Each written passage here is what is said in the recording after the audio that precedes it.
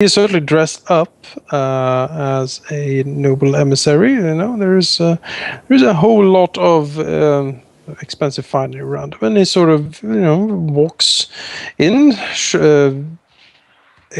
exuding confidence, but also diplomatic politeness. As he enters the chamber, looks around, and then bows deeply towards the matron, and then in turn gives bows in sort of different levels of deepness. First of all, of course, to the family members, and then sort of all the way down to the other council members. And then he takes a few steps forward and says, "Great and noble council, I am Emissary Peck, he with the keenest eyes, sent here by the great city of Clarenvolt to observe the festivities and marvel at your great achievement. As I have already explained and expressed to the Lord Zyn Vytharia, your accomplishments here in the Upper Asathir and the Fungal Jungle is a monumental one, to be sure. Clarenvolt looks with interest upon this achievement and with curiosity to its future." He spreads his hands. "Truly, we are impressed by your hospitality as well as your ambition.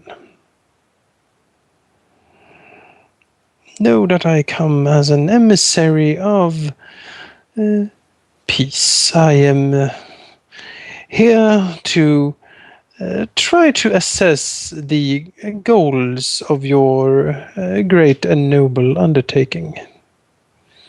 And Clarenvolt has for long centuries made its living here in the upper layers of the Underdark. And when a new power is rising, it falls, of course, to in our interests to assess it." He smiles politely. He makes a short bow.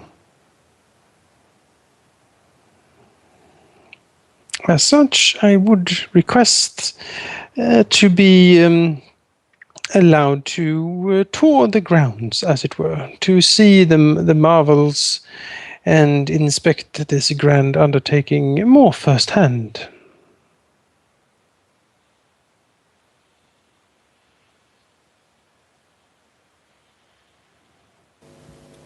I'll look upon him and say, "I suppose something like that can be ordered around. Of course you will have an escort who will show you around." He nods. "Certainly, matron, that is acceptable." Good. She looks true. Rilinid, to add whatever he had to say. Rilinid shakes his head. I'm going to leave this firmly with the Duchess. Well, he'll continue to look at the gnome emissary then. "And what is your current opinion of our lands? What you have seen? Do you consider us a threat to the safety of Clarenvolt?" He thinks for a split second, and then he says, "I am currently impressed with what I have seen, matron. As I expressed, forging an alliance between the different factions within the Fungal Jungle is no easy undertaking. And to see a drow noble house at the head of such an alliance, such an undertaking, is certainly a puzzling sight for the people of Clarenvolt.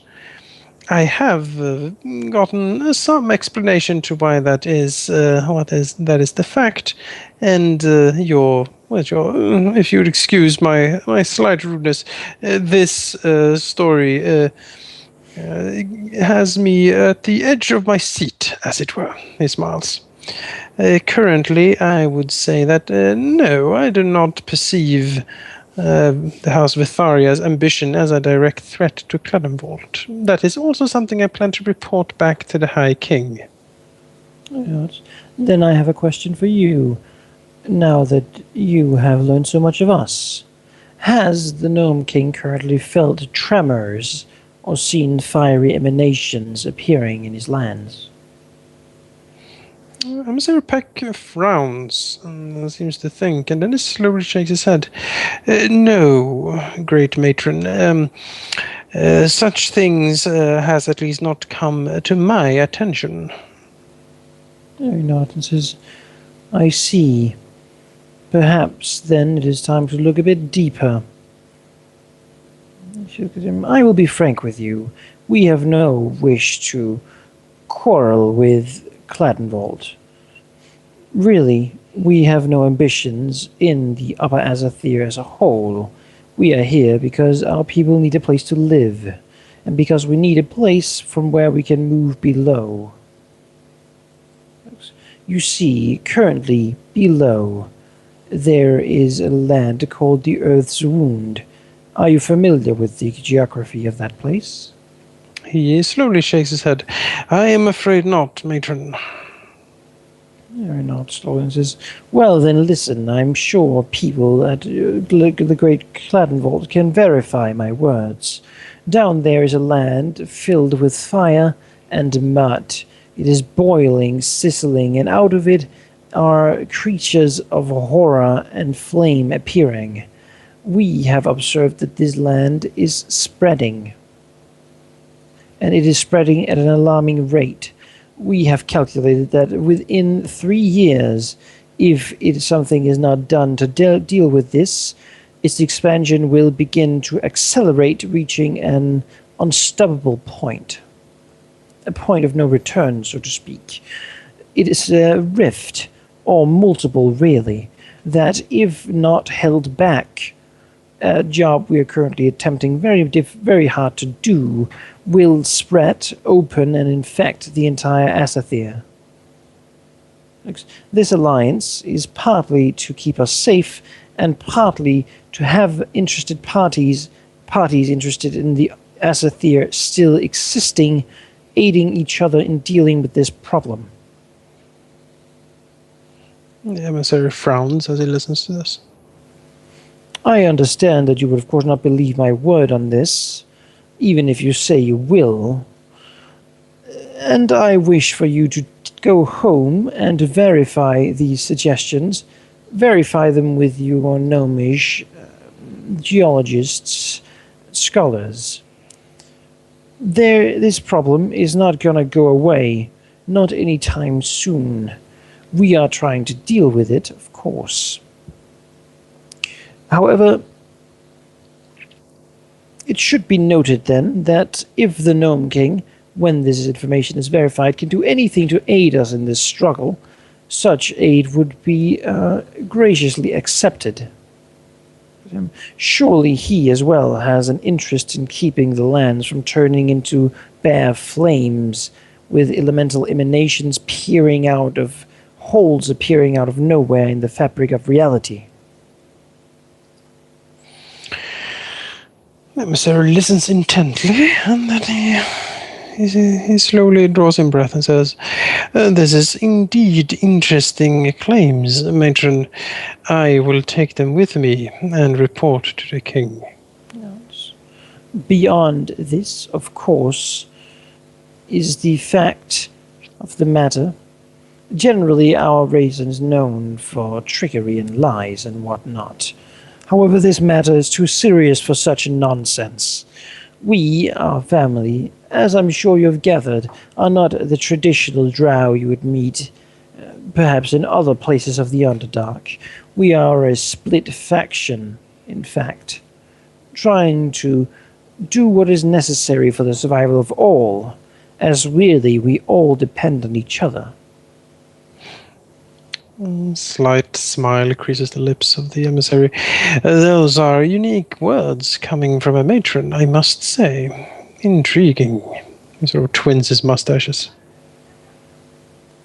She nods. I'm sure in the future, in years and years, when this problem is dealt with, when we can once again feel safe, Cladenvold and the Drow Duchy here can have better and perhaps more intimate relations.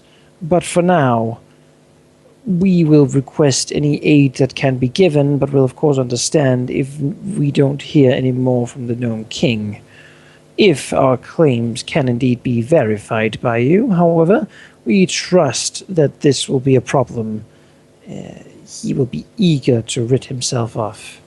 And what a better way to do that than by making us, enabling us to deal with it. He nods slowly. I will then bring this message before the king, matron. Good. Before you leave, of course, you will be given a tour of our facilities. Under escort, kept safe from... There are still some unfortunate elements within our society.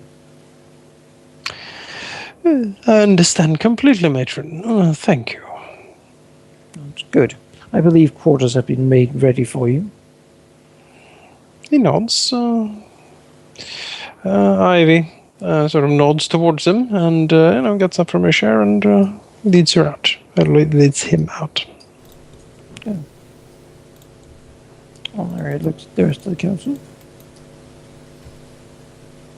Rilinid actually ends up blinking and leaning back in his chair. That was very clever and wise, Alauneari. Should Cladenvold even intend hostile action, the verification of such would buy considerably more time. Why not? Yes. A threat to them can be dealt with us. In the worst, I think they would simply wait until we have dealt with it ourselves. However, they might not trust that we are capable of doing so. If such is the truth, we might even get some minor gesture from them.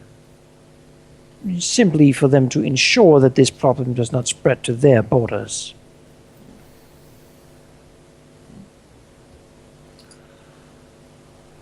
There was nothing else on my front regarding diplomatic matters. Did anyone else have an affair to bring in front of the council, perhaps another meeting of some sort, before we settle down to further business? Yes, there's one more thing to bring up. I have been approached by what I suppose is the leader of a group of explorers, and she has a business proposal, as she said it would be. I believe she is here and ready to make her offer to the council. I see. Intriguing.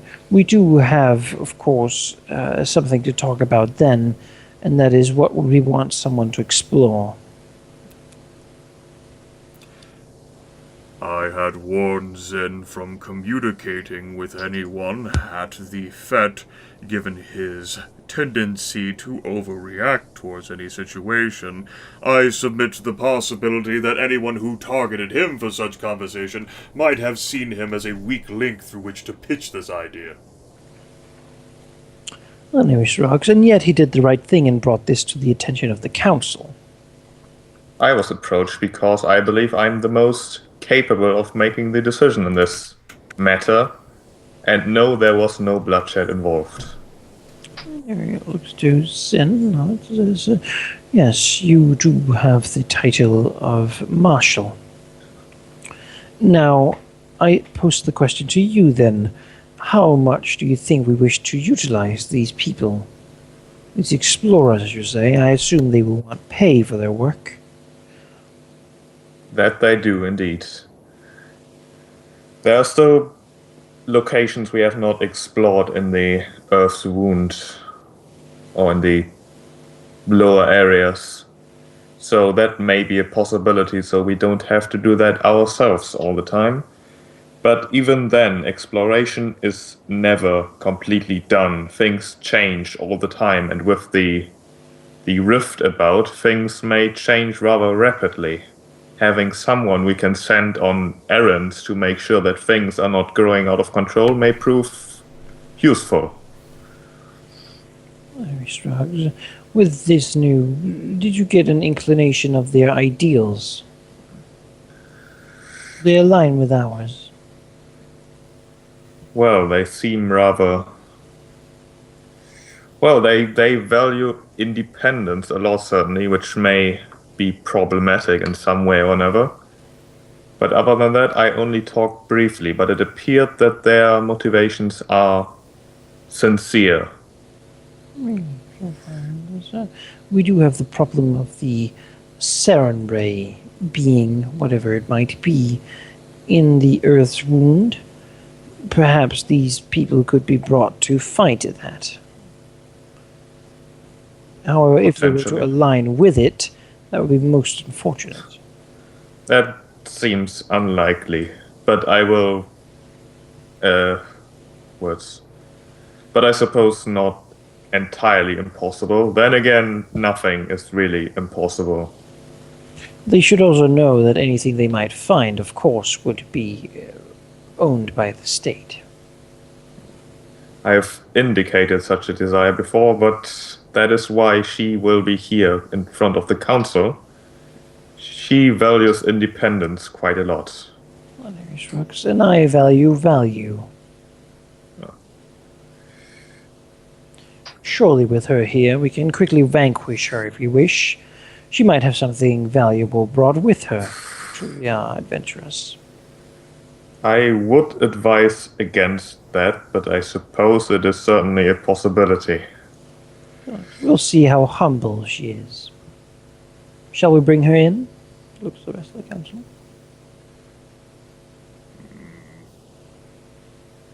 With strong reservation. We will have a vote at the end of this, perhaps.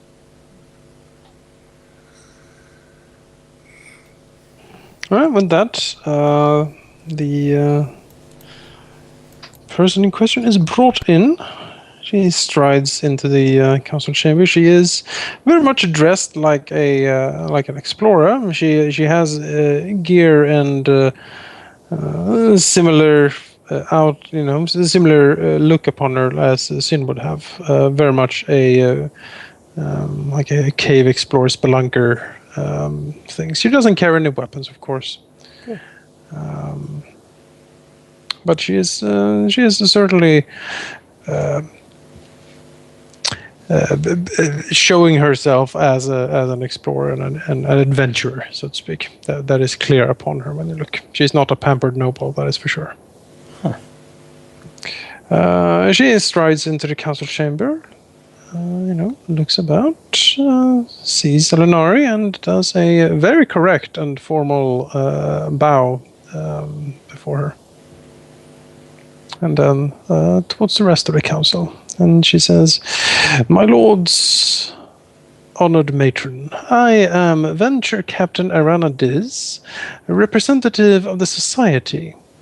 And I am here before you today because I have a business proposition for you." Does Alauneari know anything called the society? She could make a knowledge local check. I don't think she has that. Nope.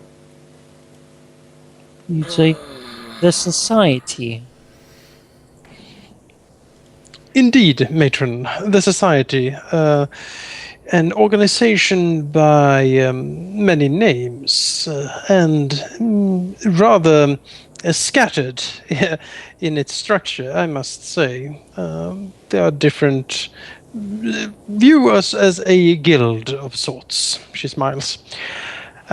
We specialize in different areas. Some of the society's members are experts in seafaring. Some are experts in, cataloging animals and plants, and some others are experts in archaeological digs or cave diving and other such dangerous and reckless activities. She smiles. Very nice. So why then am I here before the council? Well, as I said, the business proposal. I have spoken to the Lord Marshal of the duchy and explained my proposal thus.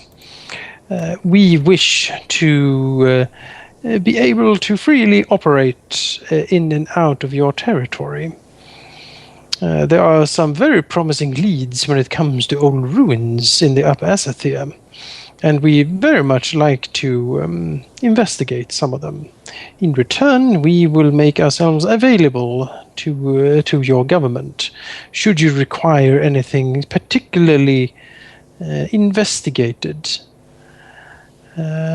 or some danger braved, or something else that my group within the society can bring before you, then we are willing to do so. Tristan, it's not enough to pick up on the society. Too bad. Yep. Rilinid's gonna get lost in thought here. Lore Master. Rilinid is pretty sure from what he's saying that she's talking about something called the Pathfinder Society. The fuck is that?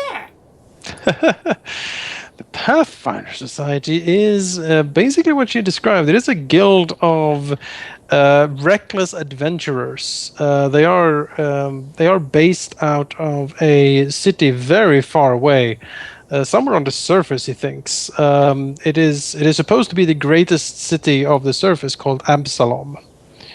The society's headquarters are located in this city, and they operate basically on every conceivable level of the known world. It is a very decentralized guild, with many of the groups and factions sort of fighting against each other. Rarely in open warfare, but at least fighting over prestige and similar things. Who can find the most intriguing ruin? Who can write the most compelling tale? Who can bring back the most fabulous treasures to put into the museums of the society and things like that. They are, for all intents and purposes, an adventurers guild. They have at Rilinid's knowledge a rather far-reaching reach. They are present in most civilized societies in some way or another. He knows that these different endeavors are usually led by what is called venture captains. Basically, they lead their particular group into new and promising ventures to probe areas no one has probed before, and to try to find new and exciting things to study, dig up, describe, and catalog, or perhaps even slay. Some of them are monster killers, for instance. Okay. I'm just a grand diplomat. I'll shut on that. No one needs me. What was I? Yes, we will make ourselves available to your government. If you need something explored, something dug up, or something analyzed, we would be available to you for for a quite the generous discount fee of the society's usual rates. She smiles. So, let me get this right. You propose that we produce lodging for you and allow you to freely scour our countryside from all the cultural heritage of our peoples, and in return you will let us hire you. She smiles. I do not require you to build a lodging for us, matron. We can take care of that ourselves, I assure you. There will be no expense on the part of the government, and in return, you would have our skills at your disposal should you so require it. And what exactly do you seek when you go out and independently investigate the countryside for ruins? If you were to find, say, a book filled with technological innovations of the grand Nephilim Empire, would that not go directly to us? She found independently. She thinks usually such artifacts would be studied carefully and catalogued, made copies of, and sent over to the great archives of the society. If found by an expedition stationed out of one of your territories, matron, we could agree to sell you such artifacts.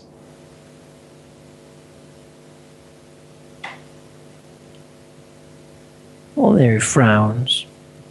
She looks to Zyn.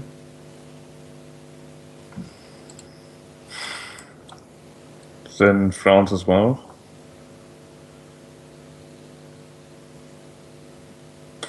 And shrugs, basically.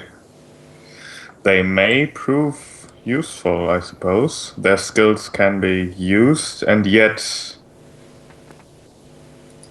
it hardly seems fair that we pay for something that should be ours. Maybe not. Certainly, if something is in a ruin in this area or around our area, it belongs to the peoples of our area. It is our inheritance, after all. The venture captain nods and says, if it is an officially funded expedition, then any fines would indeed go to the state, of course. But if we find something on our own, in a free expedition, it seems fair, does it not, to offer it up at an affordable price. After all, these artifacts might never have been uncovered otherwise. And as long as they are not, it gives us plenty of time to do so eventually ourselves. No, you see, this is just as it is when a thief goes into a farmer's larder and takes food that he of course would never have used, only to sell it back to him. It may have been there, simply waiting for him to make use of it. That does not mean he wishes someone to go and take it, just because he's not currently using it. She thinks that is one way of looking at it, I guess, matron. I would rather prefer to describe it as someone has lost their family heirlooms, and we have helped recovering it. Surely a finder's fee is appropriate. If I had lost it in my basement, where I could simply go and retrieve it at any time, given a slight effort. Would you not think it was atrocious for someone else to come and rummage through it, only to keep whatever they may find? She smiles. We would not rob your territories, as you say. Your basement is safe, matron. I am talking about mainly the areas outside of your domain. Is outside the upper Asathir, then? She quirks an eyebrow. I was more speaking of your current formal borders. She motions to the great map. Surely anything outside the borders, even though I am sure it is considered part of your future kingdom, is, well, not really in your basement as it is now, yes? Well, yes, that is incorrect. She looks at Rilinid, trying to gauge his opinion, or what the master kind of needs some sort of indication.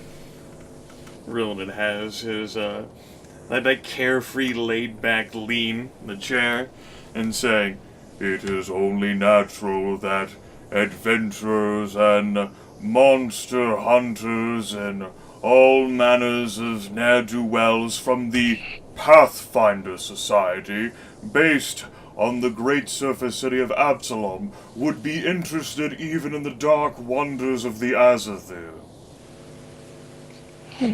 The French captain smiles towards Rilinid. We are known then, my lord. Thank you for the praise. It was not praise. Do not know much of this place Absalom. Tell me then, what people, what drow rule this place? The venture captain turns. No drow rules that place, matron. Absalom is a grand undertaking by people on the surface. It is...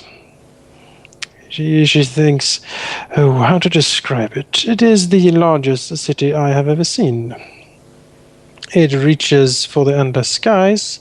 There are magical wonders beyond understanding in that place, and it is ruled by a council made up by the different power factions within the city. It is the home of the fabled Starstone. Perhaps you have heard of that, my lords.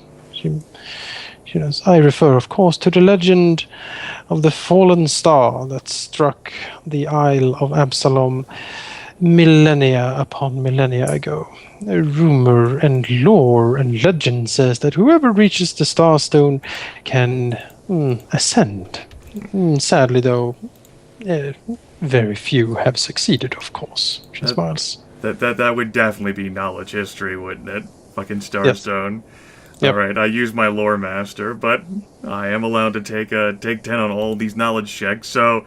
Starstone, fucking deity shit, that sounds like it probably happened in legend, right? Saren Ray did it. No. No, Saren Ray was... was before the Starstone. I know, like from metagame, from like Pathfinder lore, that a few basically mortals use the test of the Starstone to ascend to actually become deities. Yep, Caden Kylene and Norgorber specifically, including the first person who basically brought the Starstone up from the depths and used that to create the massive city. Aradin. Aradin, the god of humanity. Yeah, but that's so fucking far away. I mean, that's never going to be useful to me. It's not like Rilinid's going to go up there and do the test of the Starstone. No, probably not. But, Rilinid could... He has heard fragments of the things that the Venture Captain is describing. He does not know the details at all. It is simply too far away. It's like half a world away. Why wouldn't I possibly care? Like, my character's already more learned than anyone in the United States of America is. Come on, here. That is too many culture zones. It's like if we were sitting in the Middle Ages in Ireland, this person comes say, oh yes, Japan is a very gracious place. Yeah, basically, it's like, what? Full of wonders. Like, Tell me more. It's like, yes, I've studied the ancient treatises of... No, I haven't. But she continues to describe Absalom briefly as a truly great city, a marvel of magical and spiritual, basically a center for all those beliefs, and also a great... I will interject and ask if there is a temple to Agaris there, and if their belief is also represented in this great place. The Venture Captain shakes her head slowly. Sadly not, matron. The word of Agaris has, to my knowledge, not spread beyond the Asathir. What of the other demonic patrons and princess of the Drow? Surely they must be represented there.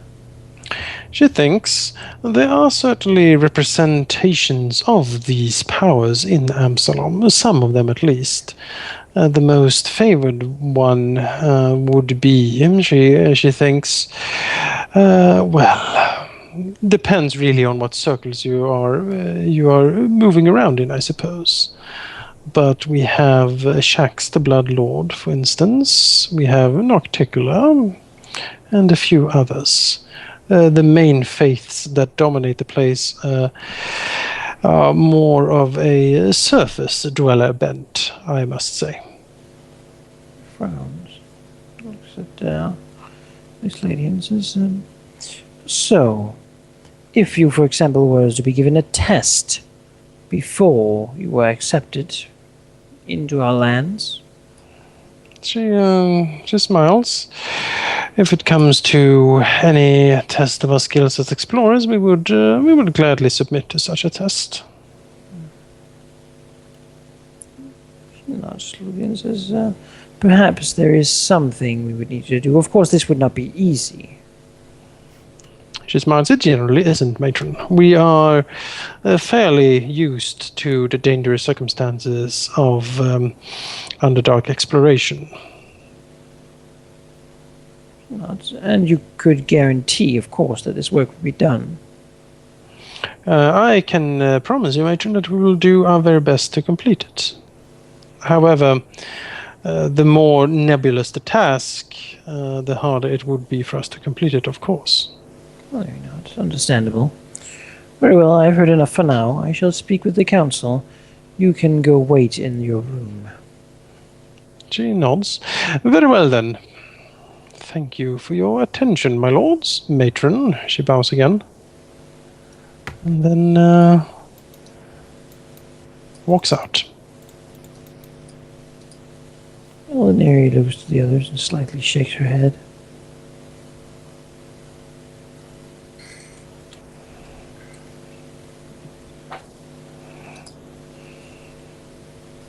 And this is why I told you not to talk to others, Zyn.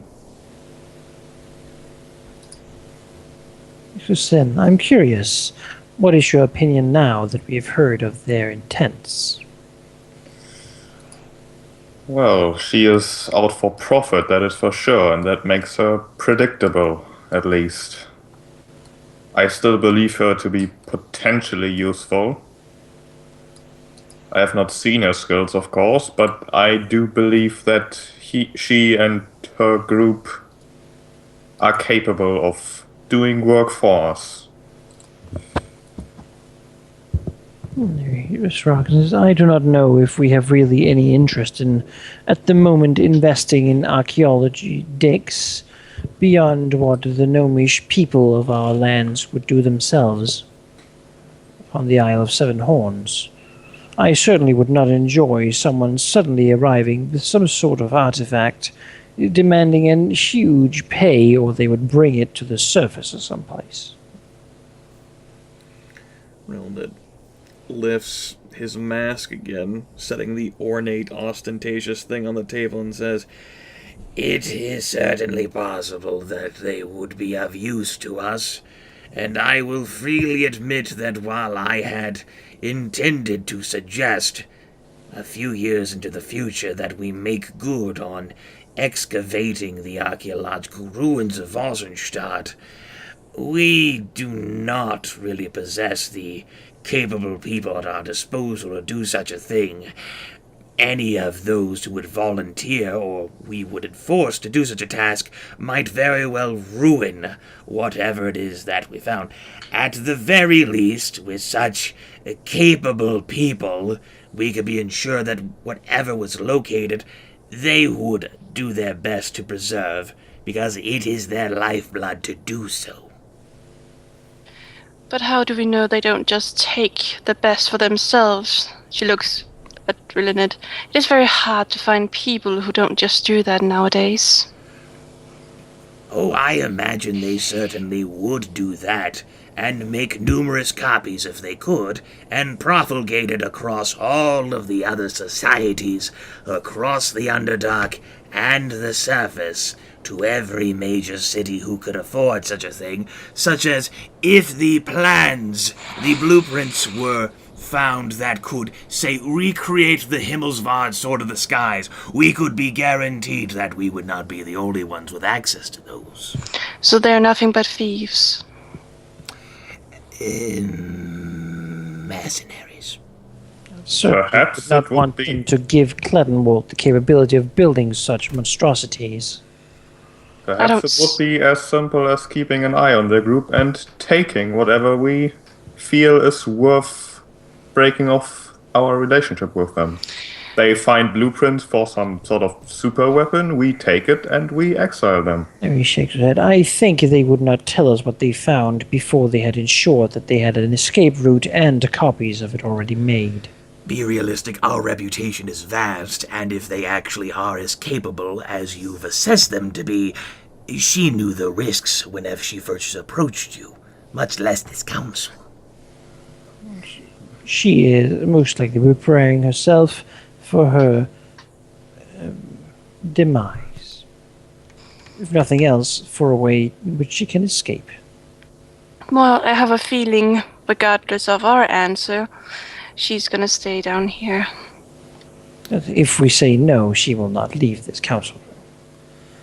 It is worth noting that the Pathfinder Society is incredibly powerful and far-reaching. It is possible that there might be other such individuals who come to our realm in the future before we claim Vosenstad and do the excavation ourselves, and might very well abscond with the things. We have no patrols there. Even if we did, those patrols could not hope to defeat a capable band of monster hunters. No, I suppose, however, they would have the trouble of getting out there without our aid. Rilinid looks over at Rae'nkalar and says, "There are magical means which could easily allow for such a thing. We carry one with us."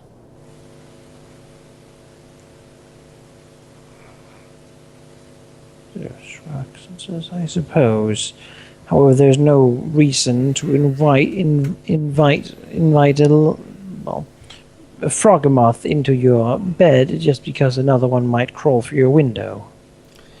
In which case, we could spare her life with an emphatic refusal and then attach a stern warning that should her band or any other band from the Pathfinder Society lurk anywhere within the fungal jungle, and if they are found, they will be detained and killed. Well, how did she get here to begin with? She walked, most likely. From where? From the south, I would presume.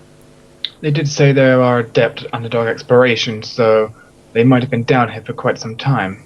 Well, she said she was from the surface. Yes, there are obviously numerous access ways from the surface down here.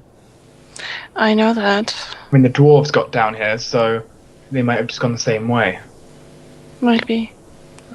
Well, I think we should say no regardless. I don't trust them. Look around to the other members. Does Another, anyone think we should keep them around? well, another potential approach would be... She did say that anything found on official missions would be ours to keep. Do you really believe her that she will give us that?